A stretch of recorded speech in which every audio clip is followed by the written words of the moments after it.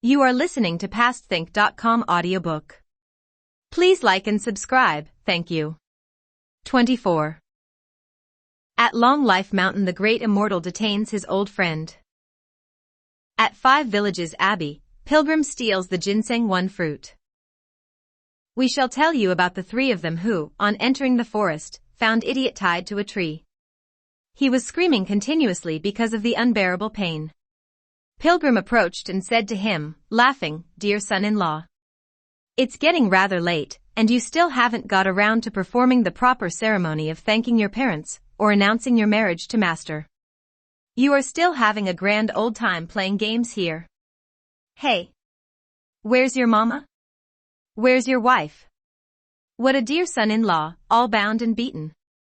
When Idiot heard such ridicule, he was so mortified that he clenched his teeth to try to endure the pain without making any more noise. Cheng'en, however, could not bear to look at him. He put down the luggage and went forward to untie the ropes. After he was freed, Idiot could only drop to his knees and kowtow toward the sky, for he was filled with shame. For him we have as a testimony this lyric to the tune of Moon over West River. Eros is a sword injurious. Live by it, and you will be slain. The lady so fair and lovely at 16 is more vicious than a yucca. You have but one principal sum. You can't add profit to your purse. Guard and keep well your precious capital, which you must not squander and waste. Scooping up some dirt and scattering it like incense, 8 rules bowed to the sky. "Did you recognize those bodhisattvas at all?" asked Pilgrim. "I was in a stupor, about to faint," replied 8 rules. "How could I recognize anyone?" Pilgrim then handed him the slip of paper. When 8 rules saw the gatha, he was more embarrassed than ever. "Second brother does have all the luck," said Cheng'en with a laugh, "for you have attracted these 4 bodhisattvas here to become your wives." "Brother," said 8 rules, "let's not ever mention that again. It's blasphemy. From now on, I'll never dare do such foolish things again. Even if it breaks my bones, I'll carry the pole and luggage to follow master to the west." "You are finally speaking sensibly," said Tripitaka. Pilgrim then led his master up the main road, and after journeying for a long time, they suddenly came upon a tall mountain. Pulling in the reins, Tripitaka said, "Disciples, let's be careful as we travel up this mountain before us, for there may be monsters seeking to harm us." "Ahead of your horse you have the 3 of us," said Pilgrim. "Why fear the monsters?" Reassured by these words, the elder proceeded. "That mountain is truly a magnificent mountain. A tall mountain most rugged. Its shape both lofty and grand. Its root joins the Kunlun 2 ranges. Its top reaches to the sky. White cranes come off to perch on junipers. Black apes hang frequently on the vines.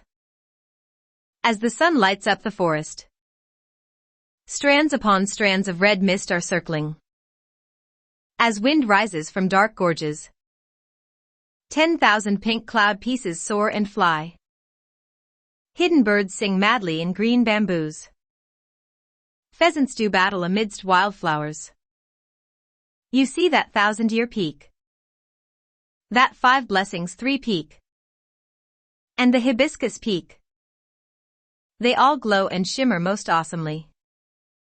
That ageless rock, that tiger-tooth rock, and that 3-heaven rock, where auspicious air rises endlessly. Below the cliff, delicate grass. Atop the ridge, fragrant plum. The thorns and briars are thick. The orchids are pale and pure. The deep woods as phoenix musters 1,000 fowls. An old cave's unicorn rules countless beasts. Even the brook seems caring. She twists and turns as if looking back. The peaks are continuous, row upon row circling all around. You also see those green locust trees, 4. Those mottled bamboos.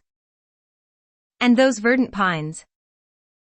Rivals ever fresh in their dense lushness. those pears milk white, those peaches red, and those willows green, all competing in their triple spring hues. Dragons sing and tigers roar. The cranes dance and the apes wail. The musk deer from flowers walk out. The phoenix cries facing the sun. It's a mount divine, land of true blessings. The same as Penglai, wondrous fairy land. See those flowers blooming and dying, this mountain scene, where clouds draw near or leave the soaring peaks. With great delight, Tripitaka said as he rode along, disciples, since I began this journey to the west, I have passed through many regions, all rather treacherous and difficult to traverse. None of the other places has scenery like this mountain, which is extraordinarily beautiful. Perhaps we are not far from Thunderclap, and if so, we should prepare in a dignified and solemn manner to meet the world's honored one. It's early, much too early, said Pilgrim, laughing. We are nowhere near. Elder brother, said Shaw Monk, how far is it for us to reach Thunderclap? 108,000 miles, said Pilgrim, and we have not even covered 1/10 of the distance. Elder brother, said 8 Rules, how many years do we have to travel before we get there? If we were talking about you two, my worthy brothers, said Pilgrim, this journey would take some 10 days. If we were talking about me, I could probably make about 50 round trips in a day, and there would still be sunlight. But if we are talking about Master, then don't even think about it. Wukong, said the Tang monk, tell us when we shall be able to reach our destination. Pilgrim said, you can walk from the time of your youth till the time you grow old, and after that, till you become youthful again, and even after going through such a cycle 1,000 times, you may still find it difficult to reach the place you want to go to. But when you perceive, by the resoluteness of your will, the Buddha nature in all things, and when every one of your thoughts goes back to its very source in your memory, that will be the time you arrive at the Spirit Mountain. Elder brother, said Shaw Monk, even though this is not the region of Thunderclap, a place of such scenic splendor must be the residence of a good man. That's an appropriate observation, said Pilgrim, for this can hardly be a place for demons or goblins, rather, it must be the home of a holy monk or an immortal. We can walk leisurely and enjoy the scenery. We shall say no more about them for the time being. We now tell you about this mountain, which had the name of the Long Life Mountain. In the mountain there was a Taoist abbey called the 5 Villages Abbey. It was the abode of an immortal, whose Taoist style was Master Zhenyuan 5, and whose nickname was Lord, equal to earth. There was, moreover, a strange treasure grown in this temple, a spiritual root that was formed just after chaos had been parted, and the nebula had been established prior to the division of heaven and earth. Throughout the 4 great continents of the world, it could be found in only the 5 Villages Abbey in the West Aparagodania continent. This treasure was called grass of the reverted cinnabar, 6 or the ginseng fruit. It took 3,000 years for the plant to bloom, another 3,000 years to bear fruit, and still another 3,000 years before they ripened. All in all, it would be nearly 10,000 years before they could be eaten, and even after such a long time, there would be only 30 such fruits. The shape of the fruit was exactly that of a newborn infant not yet 3 days old, complete with the 4 limbs and the 5 senses. If a man had the good fortune of even smelling the fruit, he would live for 360 years, if he ate one, he would reach his 47,000th year. That day, the great Zhenyuan immortal happened to have received a card from the celestial worthy of original commencement, who invited him to the Miluo Palace in the heaven of highest clarity to listen to the discourse on the Taoist fruit of the chaotic origin.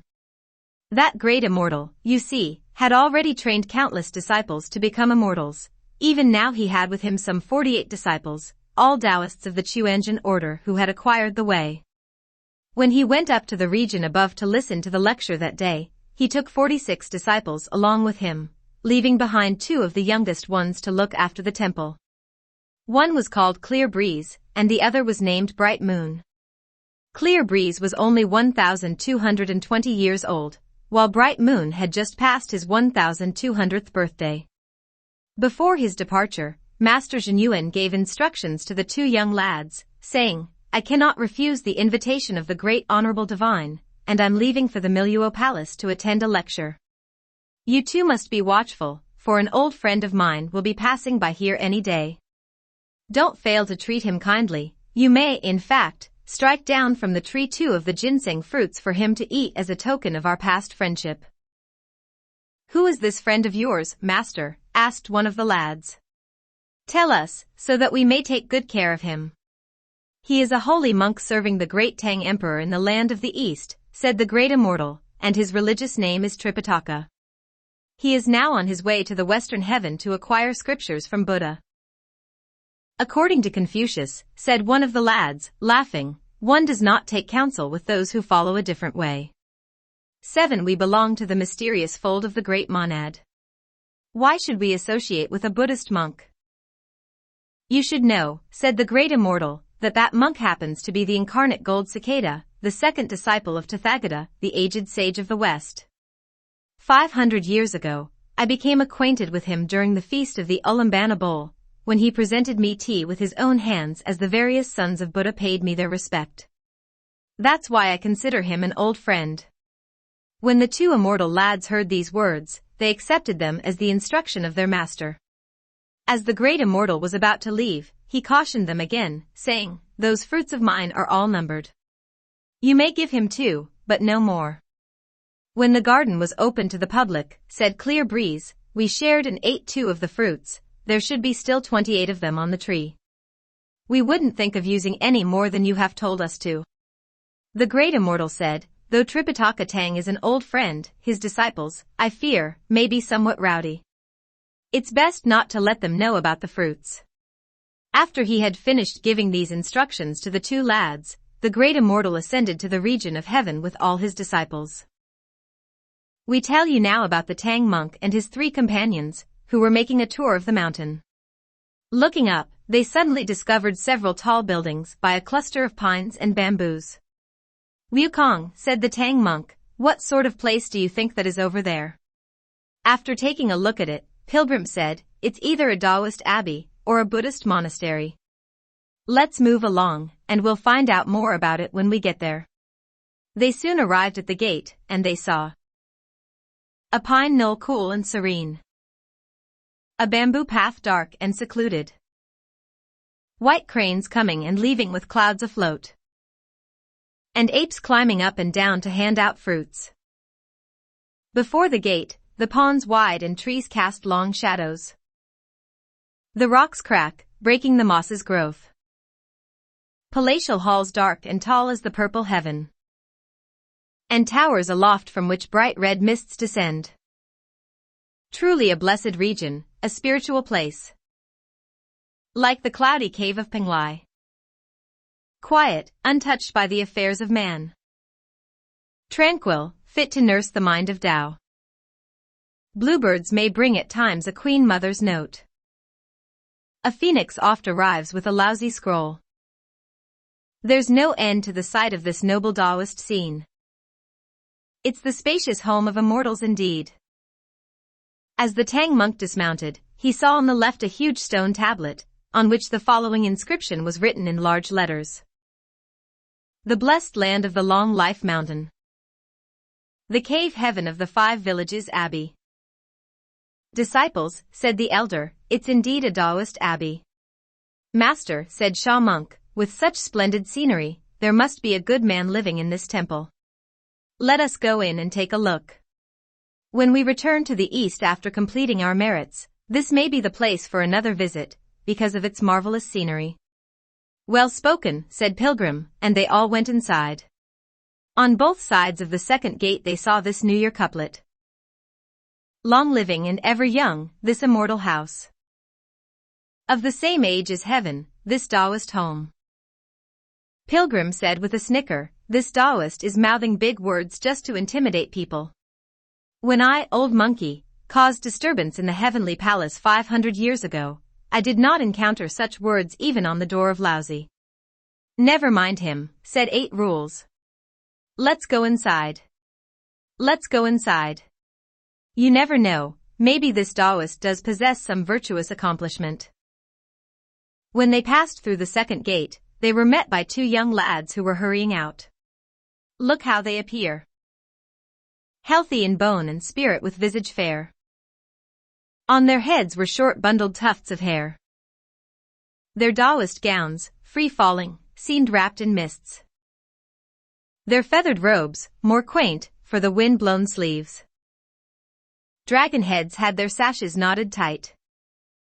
Silk cords laced lightly their sandals of straw. Such uncommon looks were of no worldly born. They were Clear Breeze and Bright Moon, two lads divine. The two young lads came out to meet them, bowing and saying, "Old master, forgive us for not coming to meet you. Please take a seat." Delighted, the elder followed the two lads to the main hall to look around. There were altogether 5 huge chambers facing south, separated by floor-length windows that had carved panes, and were translucent at the top and solid at the bottom. Pushing open one of these, the two immortal lads invited the Tang monk into the central chamber, with a panel hanging on the middle wall on which 2 large characters, heaven, earth, were embroidered in 5 colors. Beneath the panel was a cinnabar red lacquered incense table, on which there was an urn of yellow gold. Conveniently placed beside the urn were several sticks of incense. The Tang monk went forward and with his left hand, took up some incense to put into the urn. He then prostrated himself 3 times before the table, after which he turned around and said, "Immortal lads, your 5 villages' Abbey is in truth a godly region of the West. But why is it that you do not worship the 3 pure ones, the thearchs of 4 quarters, or the many lords of high heaven? Why is it that you merely put up these 2 words of heaven and earth to receive the oblation of fire and incense?" Smiling, one of the lads said, "To tell you the truth, master, putting these 2 words up is an act of flattery on the part of our teacher, for of these 2 words, the one on top, 8th may deserve our reverence, but the one below is hardly worthy of our fire and incense." "What do you mean by an act of flattery?" asked Tripitaka. The lad replied, "The 3 pure ones are friends of our teacher, the 4 thearchs, his old acquaintances, the 9 luminaries, his junior colleagues, and the god of the new year, his unwanted guest." When Pilgrim heard this remark, he laughed so hard that he could barely stand up. "Elder brother," said 8 Rules, "why are you laughing?" "Talk about the shenanigans of old monkey," said Pilgrim. "Just listen to the flimflam of this Taoist kid." "Where is your honorable teacher?" asked Tripitaka. "Our teacher," said the lad, "had been invited by the honorable divine of the origin to attend a lecture on the Taoist fruit of the chaotic origin at the Miluo Palace in the heaven of highest clarity. He's not home." No longer able to restrain himself after hearing these words, Pilgrim shouted, "You stinking young Taoists! You can't even recognize people. Whom are you trying to hoodwink? What kind of taradiddle is this? Who is that heavenly immortal in the Miluo Palace who wanted to invite this wild bull shank of yours? And what sort of lecture is he going to give?" When Tripitaka saw how aroused Pilgrim was, he feared that the lads might give some reply that would lead to real trouble. So he said, "Ryukong, stop being quarrelsome. If we leave this place the moment after we arrive, it is hardly a friendly gesture. The proverb says, 'The egrets do not devour the egret's flesh.' If their teacher is not here, why bother them? You go to graze the horse outside the temple gate, let Sha Monk look after the luggage, and 8 Rules fetch some grain from our bags. Let's borrow their pans and stove to prepare a meal for ourselves. When we are done, we can pay them a few pennies for firewood, and that will be the end of the matter. Attend to your business, each of you, and let me rest here for a while. After the meal, we'll leave." The 3 of them duly went about their business.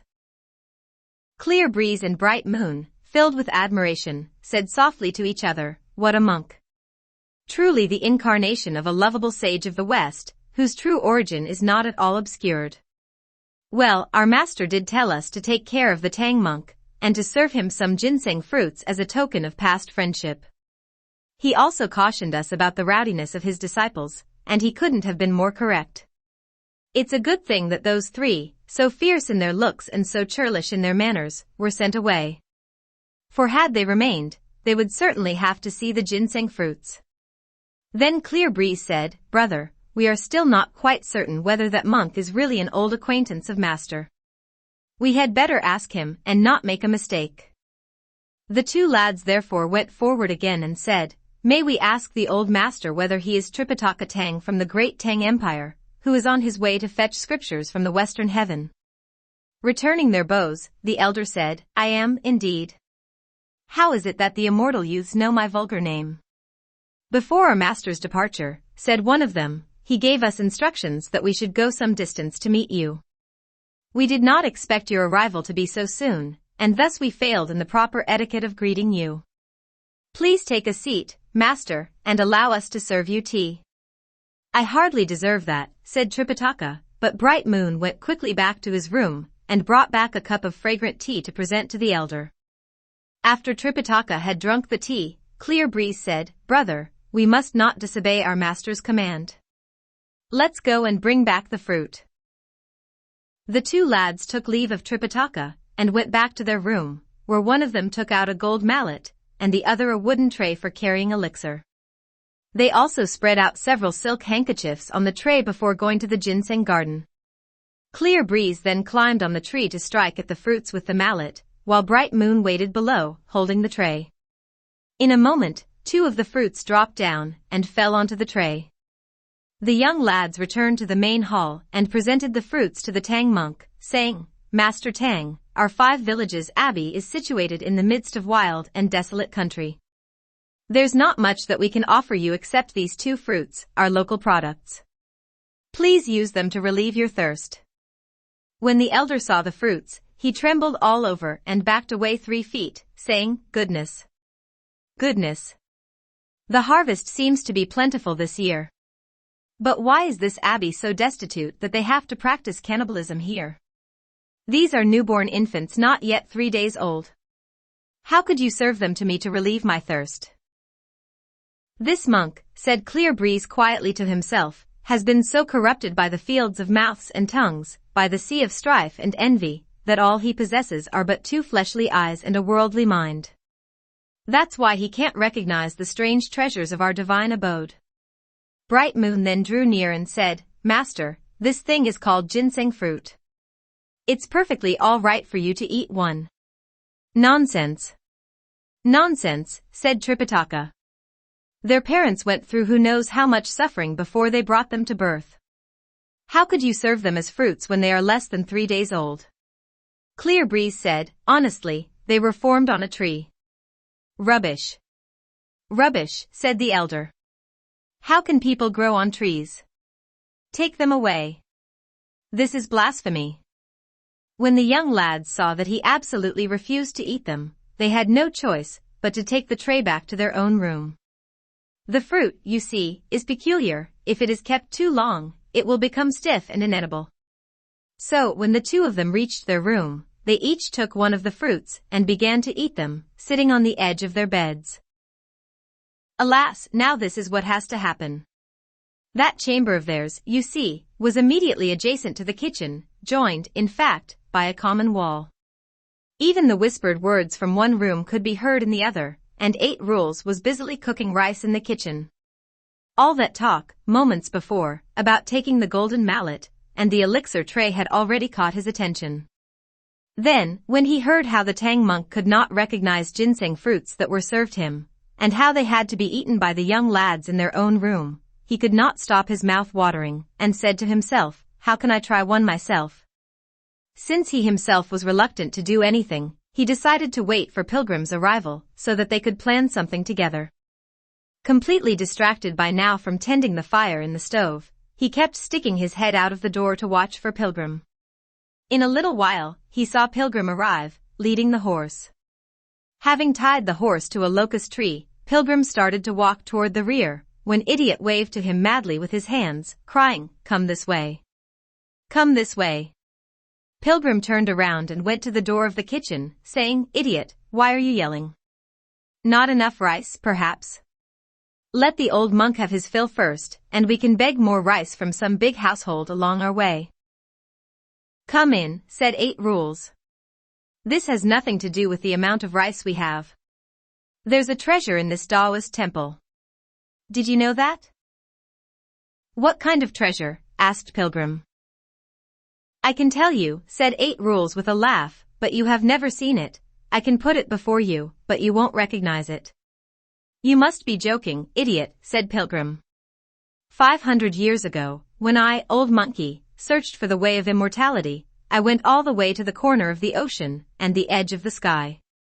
What can there be that I have never seen? Elder brother, said 8 Rules, have you ever seen the ginseng fruit? Somewhat startled, Pilgrim said, that I really have never seen. But I have heard that ginseng fruit is the grass of the reverted cinnabar. When a man eats it, his life will be prolonged. But where can one get a hold of it? They have it here, said 8 Rules. The 2 lads brought 2 of these fruits for Master to eat, but that old monk could not recognize them for what they were. He said that they were infants not yet 3 days old and dared not eat them. The lads themselves were quite disobliging. If Master would not eat, they should have given them to us. Instead, they hid them from us. Just now in the room next door, each had a fruit to himself and finished it with great relish. I got so excited that I was drooling, wondering how I could have a taste of this fruit. I know you are quite tricky. How about going to their garden and stealing a few for us to have a taste of them? That's easy, said Pilgrim. Old Monkey will go, and they will be at the reach of his hands. He turned quickly and began to walk to the front.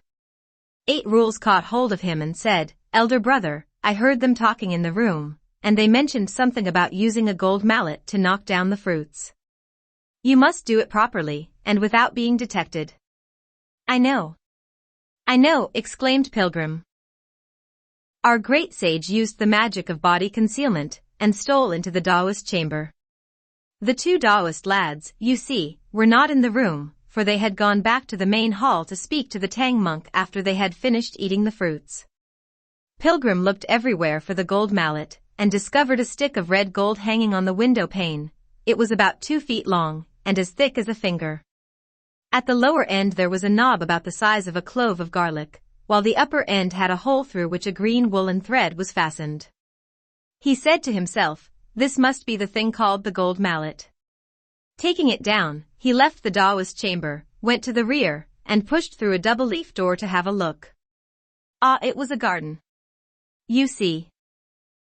Vermilion fences and carved railings. Artificial hills ruggedly built. Strange flowers rival the sun in brightness.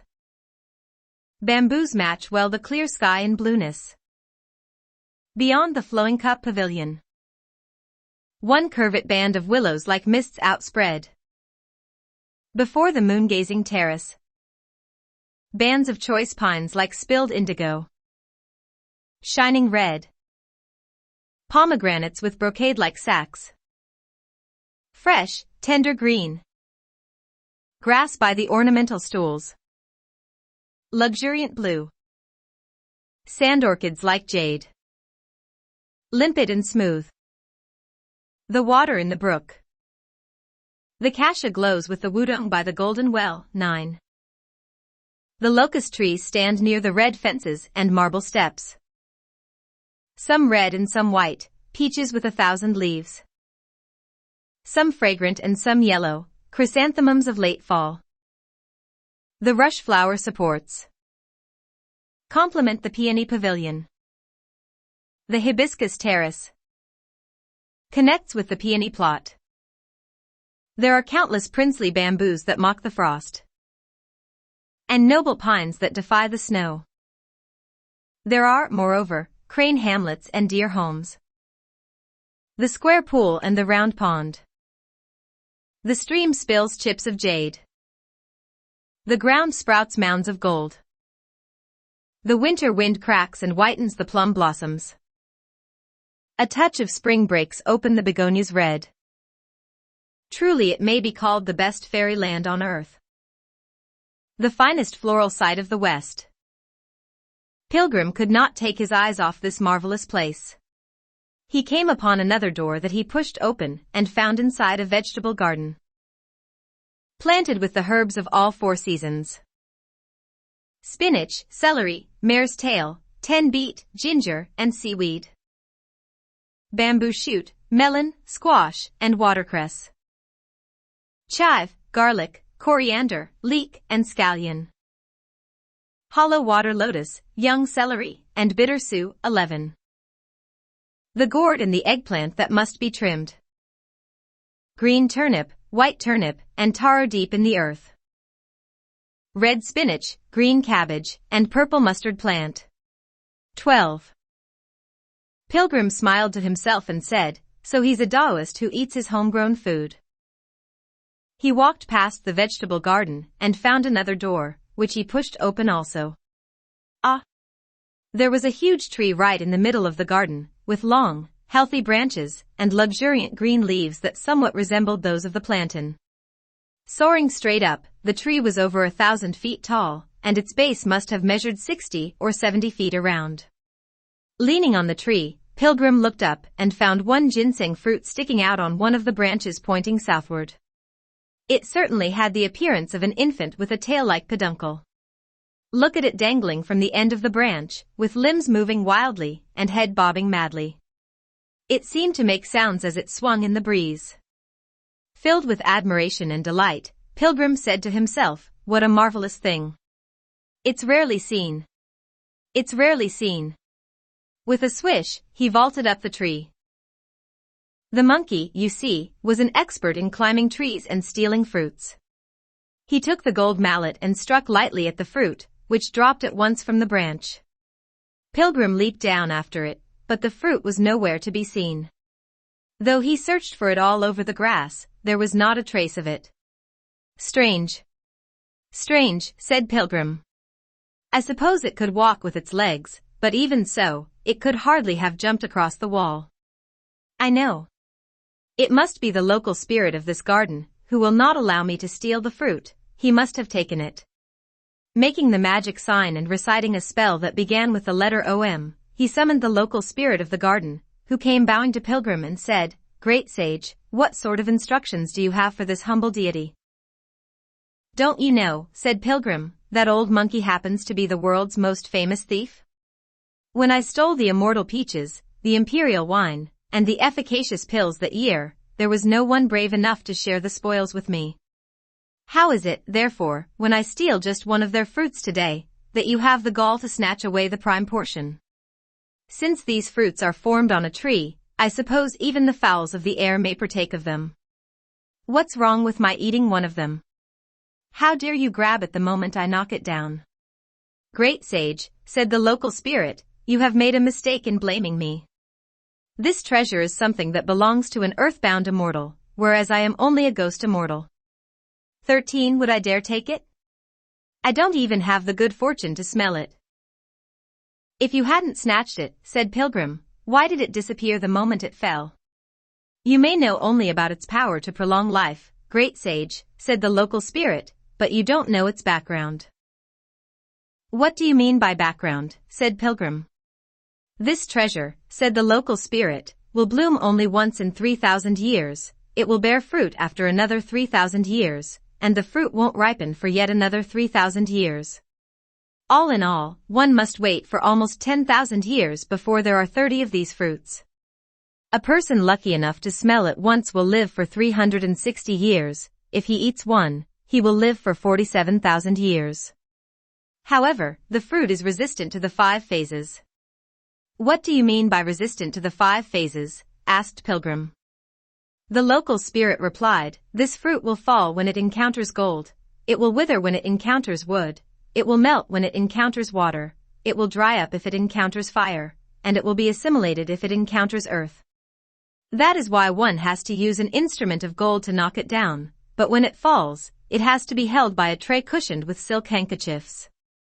The moment it touches wood, it will wither, and will not prolong life even if it's eaten. When it is eaten, it should be held in a porcelain container, and should be dissolved with water. Again, fire will dry it up and it will be useless. Finally, what is meant by its assimilation into earth may be illustrated by what happened just now, for when you knocked it down, it at once crawled into the ground. This part of the garden will last for at least 47,000 years. Even a steel pick will not be able to bore through it, for it is 3 or 4 times harder than raw iron. That is why a man will live long if he eats one of the fruits. If you don't believe me, great sage, strike at the ground and see for yourself. Whipping out his golden-hooped rod, Pilgrim gave the ground a terrific blow. The rod rebounded at once, but there was not the slightest mark on the ground. Indeed. Indeed, said Pilgrim.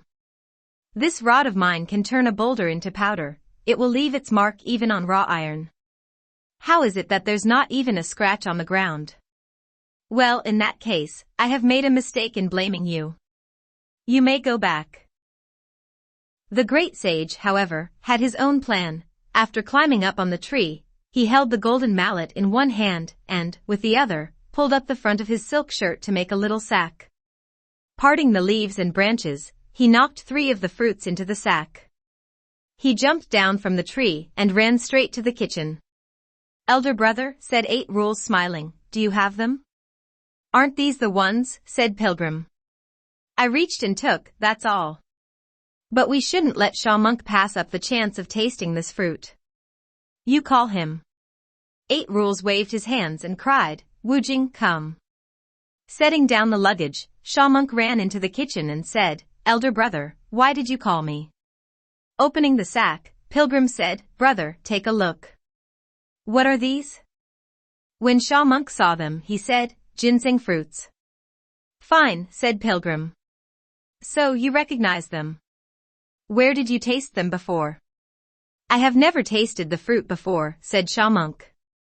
But when I was the curtain-raising captain, I waited on the throne to attend the festival of immortal peaches, and I once saw many immortals from beyond the sea presenting this fruit to the Lady Queen Mother as a birthday gift.